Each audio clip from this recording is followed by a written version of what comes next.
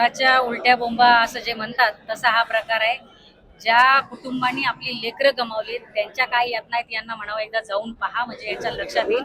नीट paper लीकमुळे वेळ मिळाला आणि पुन्हा अभ्यास करावा लागला, हे जे अकलेचे तारे तोडण्याचे प्रकार आहेत.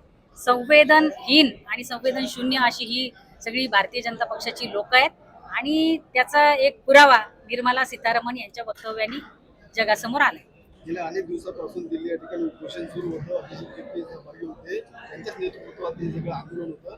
परंतु काल एवढ्या दिवसानंतर मंत्री संजय शिरसाट यांनी त्यांच्या आई वडिलांची घरी जाऊन भेट घेतली आहे. कसं पाहता? मागच्या महिन्याभरापासून नीटच्या पेपर लीकच्या संदर्भामध्ये देशभरामध्ये आक्रोश आहे. 22 विद्यार्थ्यांनी यामध्ये आत्महत्या केल्या आहेत. अभिजित दिपकेंना जाऊन ते भेटले किंवा जंतर मंतरवर त्यांच्या आई वडिलांना जाऊन भेटले, अतिशय आनंद आहे.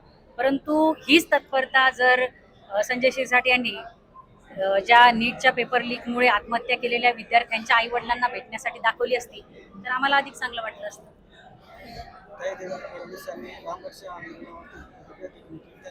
जो राम का नाही ओबीसी काम करणे आणि त्यांनी आंदोलन केले आहे तर ते रामरक्षा स्तोत्राची 2 पाणी वाचून दाखवतो ठाकरे यांनी असं आव्हान केलं. 2 पाणी रामरक्षा वाचून दाखवल्यानंतर जे काही दानपेटीची चोरी झालेली आहे, ते जे काही चोरीला गेलेले जवळपास 4,500 कोटी रुपये आहेत ते परत देणार आहेत का? मुळात भारतीय जनता पक्ष आणि RSSची ही नेहमीचीच प्रवृत्ती राहिलेली आहे.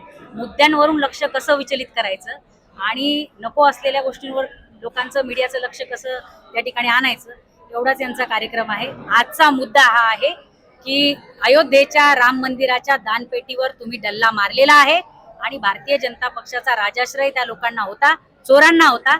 त्याचा आधी जनतेला उत्तर द्या की चोरी झालीये का ते मान्य करा आणि चोरी झालीये तर त्या चोरांकडून ती वसूल करा.